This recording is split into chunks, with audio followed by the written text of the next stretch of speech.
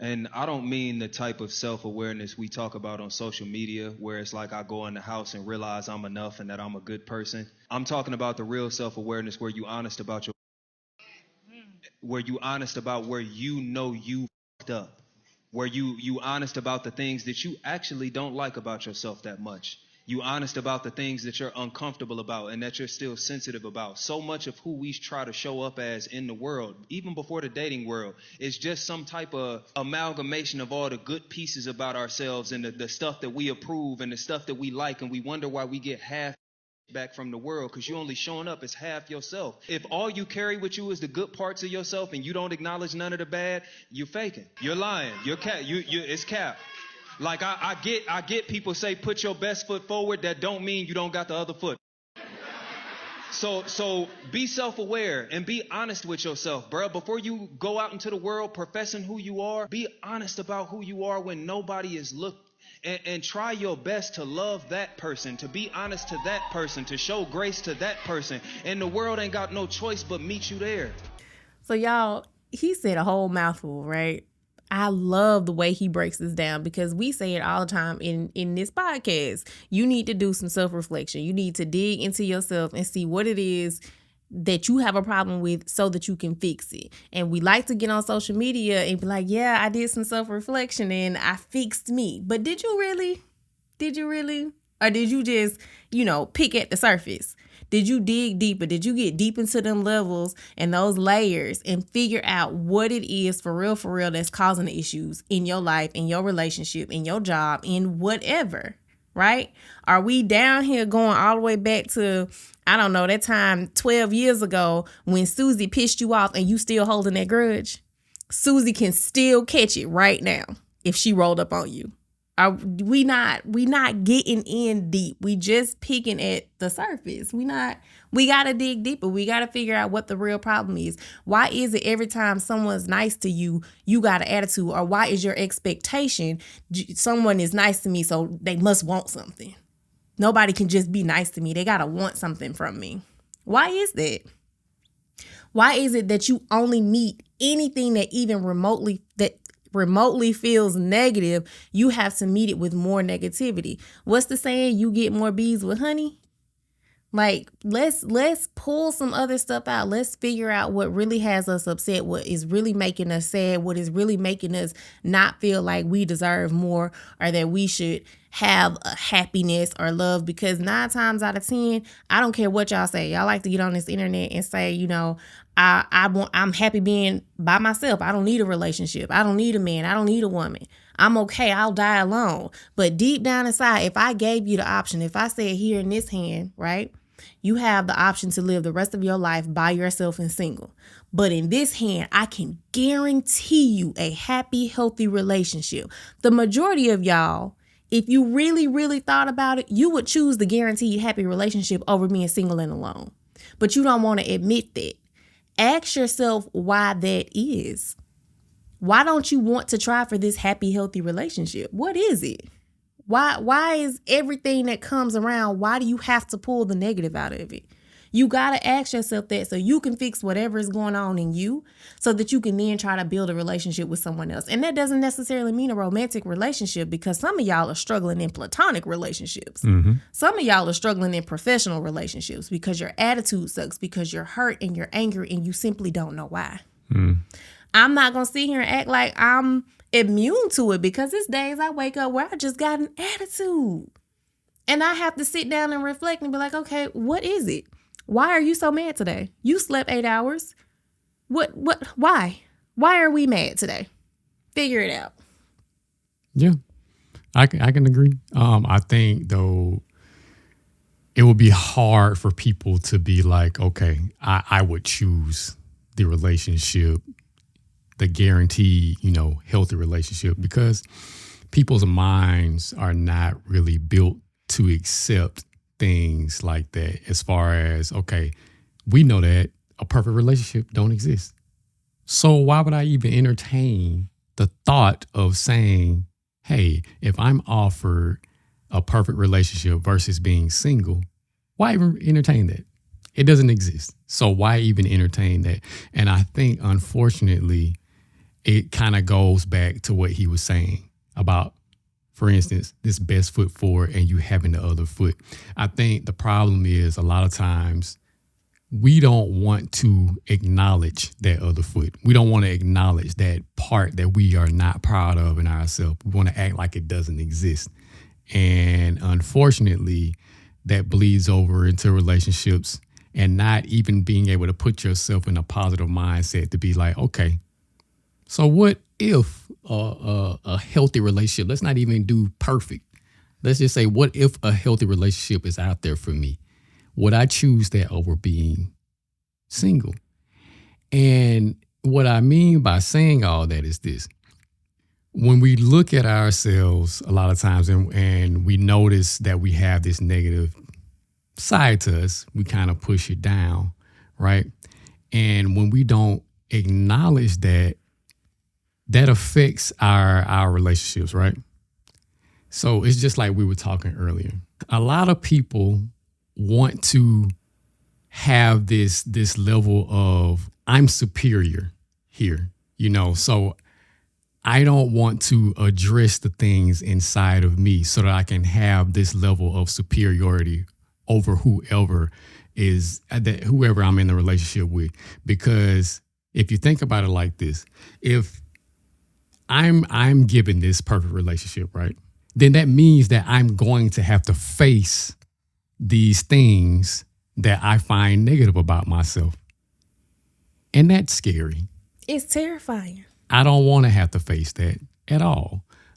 Because that means I got to actually do the work. And to go back to what you were saying in the beginning, I think because you were saying that people get on social media and they talk about how I worked on me.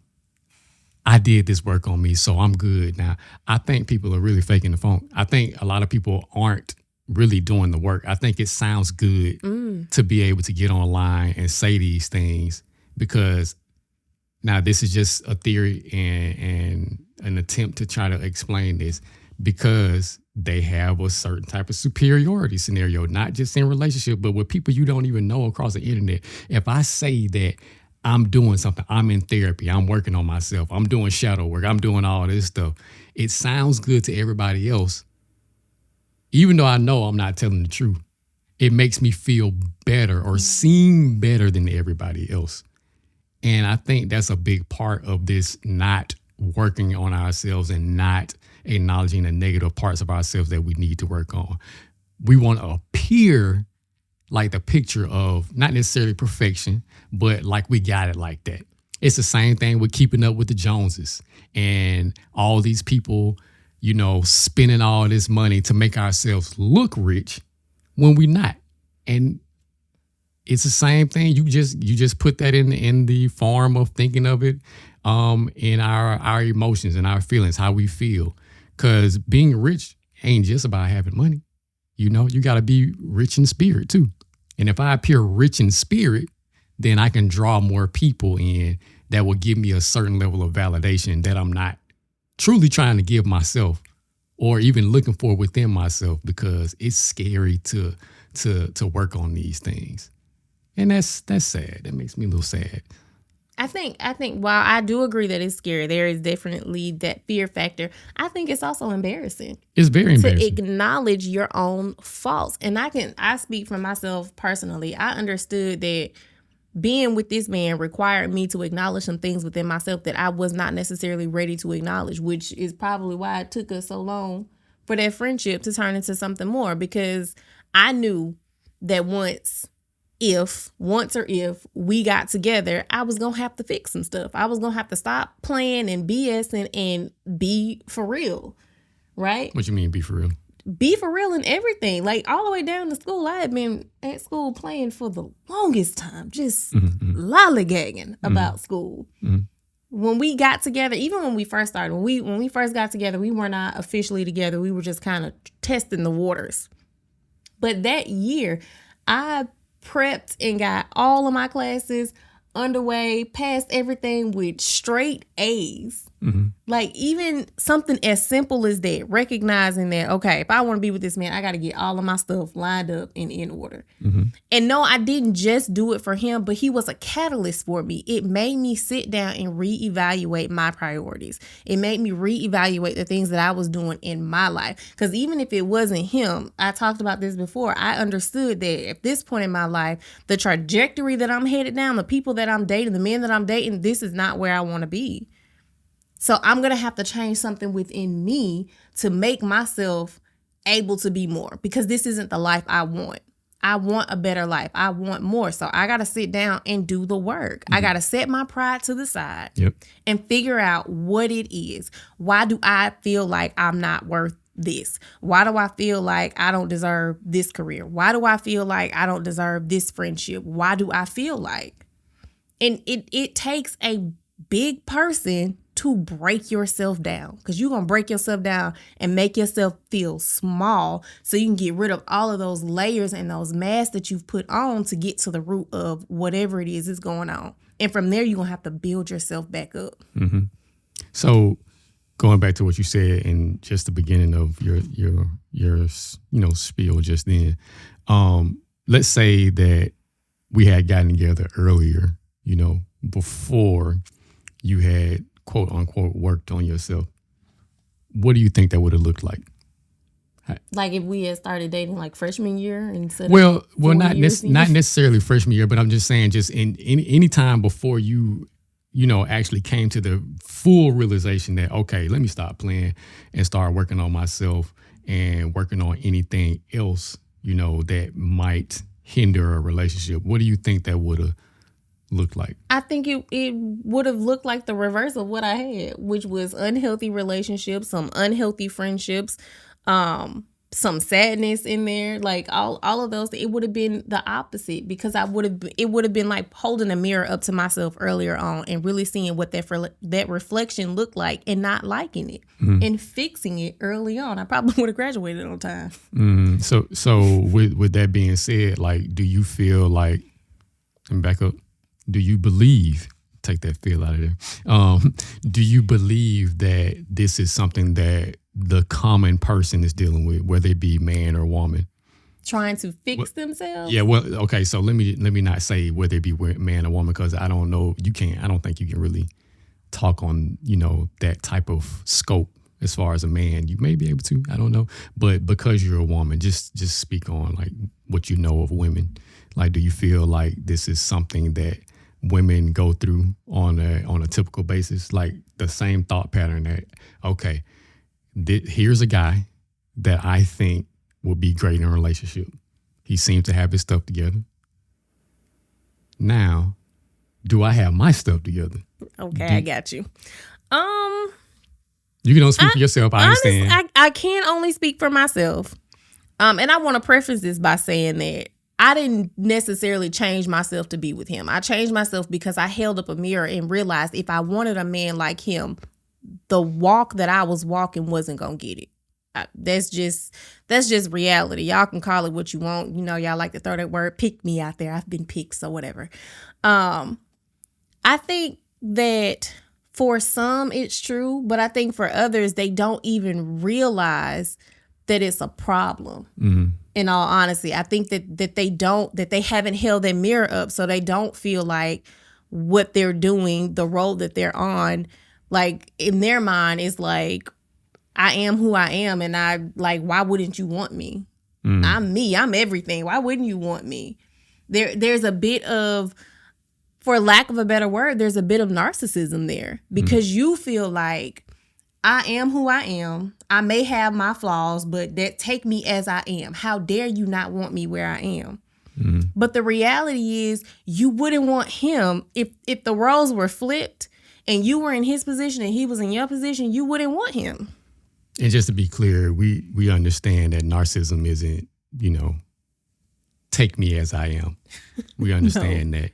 But I think you're speaking more to like a narcissistic tendency. Yeah. Not the actual DSM-5. Not the diagnosis. I just want to get that out because y'all like to nitpick sometimes. But yeah, I can see that. I'm trying to think like if men actually go through this type of pattern. I think men do definitely go through this type of pattern because there are those women that are just that men feel are up here and they understand that because they say all the time, man, I got to get myself together before I start dating you. But men, I believe, are a bit better at actually saying it out of their mouth, even if it comes off as a jokey joke. I think men will still actually verbalize it. They'll feel that, okay, I'm not enough for her. And I think that might be because a lot of times in society, men are looked at as utilities. Like, what can you do for me? For the most part. And I think to a certain extent, women are looked at like that as well. But I think men are seen to be more of a service-based type of human being. And I think that might play into the role as to why men are able to actually verbalize that, okay, yeah, I need to get my money up. Cause you looking like, you got your nails done, you got your hair done, you looking all nice shoes, toes done. Shoot, I can't afford you saying stuff like that.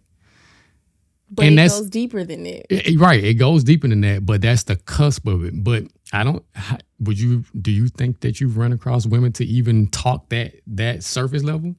Cause what it does is he's diminishing himself in that bit of speech that he gives out to say that, okay, you're better than me right now. And some women fall for that and be like, well, you ain't, but that's not happening anymore for the most part. Women are wising up to that type of game or riz or whatever that y'all want to call it. And it's crazy because men do use that as game sometimes. That's why I was definitely won over with it. And it wasn't even the financial thing. It was literally like, oh, you in school, you doing something with your life. Let me step my game up so I can be on your level type of deal. I won. You won me. Yeah. Stupid. Yeah, I was about to say somebody gonna be like, this girl was stupid. I was completely dumb. Listen, I have no problem telling y'all I was young and dumb. That's just the reality of it. But again, I sat down and I did the work for myself, and it wasn't about finance for me, right?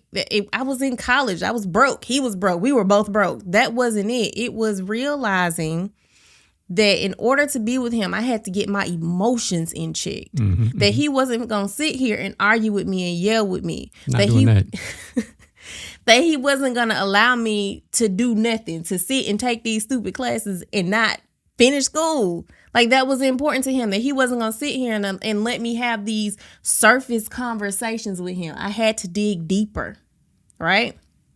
I had to fix some stuff. I had to stop dumping things. I couldn't dump things off on him. I'm upset with somebody else and now I'm taking it out on you. It's not going to be acceptable. Right? So it really was digging deeper, and it made me a better person. I don't like confrontation. That is not something I deal with. I avoid it at all costs, still to this day sometimes. But because I had to deal with him on a more mature level, it forced me to learn to deal with conflict and confrontation on a better level. I can have a conversation about it. We don't have to yell and call each other's names and cuss and fuss. We can sit down and have a conversation. And y'all, I'm still loud right now. I'm just loud. That's just who I am as a person. The whole family loud. But anyway. Don't do that. Don't do that.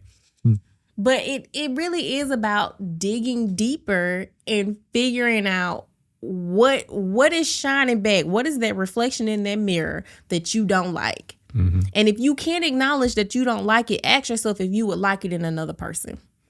If you're having a hard time looking in that mirror and picking out the things that need to be fixed, that need to be worked on, replace yourself and put somebody else there and say, if they had these same qualities, would I be accepting of this? But you got to first be in the mind space to even actually notice these things about yourself. Because sometimes people don't notice that they're this way. And sometimes they do notice that they're this way, and this is just how I am. We got to stop leaning on it. It's not just how you are. It's how you are right now, but it's adjustable. Right. It's not healthy. Can we work on it? Can we grow it? Can we heal it? Well, I don't want to change. type of scenario. That's sad. But it's very sad. And unfortunately, this is something that we run into with not older generations. I don't want to necessarily say that, but as you become older, and this is for men and women, we call this being stuck in your ways. You've been this way for so long that this is just how I am. And you won't accept anyone coming into your life to show you better, teach you better, or anything like that. You just gonna be that way. I'm just gonna die like this because this is just how I am. You don't know.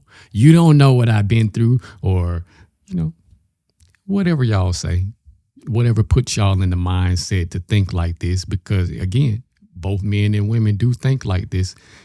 A man get up in age if he's, and it's crazy to me sometimes when men get all the way up in their 50s and they're still looking for a wife, because what were you doing before? But anyway, so when they get up in age and they're looking for a woman to quote unquote be on the same program or on the same page as them, brother, if you're looking for someone that is your age or close to it, and you're expecting them to be on the same page as you, that's going to be a hard-pressed issue, because both of y'all have been through so many situations to where it's molded you in a certain way. And some of y'all are molded so far into this hard shell that it's not easy to crack. But that's also something that's one of those feet that you gotta actually take a crack at. You gotta actually fix whatever that problem is. I know we kind of focusing on people our age and younger, but old heads can hear something too. Stop being stuck in your ways. Right, basically. But yeah, we definitely got to get to the point to where we are both recognizing the issues that we have, recognizing the positive and the negatives at the same time. Yes. I definitely wanted to pull that out, because I think sometimes there may not be necessarily a negative thing that you want to fix. I know for me, I wasn't a make a friend type of person. Like, I wasn't going to approach somebody and be a friend. Most of my friends forced me to be their friends. Is kind of how it was. But I recognized that in myself. And as I got older, I changed that. And I kind of pushed myself out of my comfort zone to say, okay, this person seems cool. Let me strike up a conversation with them. And it may not go anywhere. But for me, because I know who I am as a person and how I am just a touch shy when it comes to meeting new people, just the initiation of that conversation for me was a step towards my goal of being more friendly, more personable, and pulling people in rather than me being the one pulled in. Mm-hmm. So it is not just let's find what I need to fix. Let's find the things that you can grow. Let's find the positive things that you can actually enhance on. Mm-hmm. Mm-hmm. That you can nurture into something even better than what it is. I totally agree. So, like I was saying, just focusing on the positive aspects and the negative, but also not letting the positive overshadow the negative so much to where you just act like the negative don't exist. Because all of us have a negative side that may not be too fun for somebody else to deal with if they enter our lives. But yeah, that's my takeaway from that. You got anything else to add? No. All right. Just do the work for real. Yeah. Take us out. Like, share, subscribe, hit the notification button, and we will see y'all next time. Peace. Night.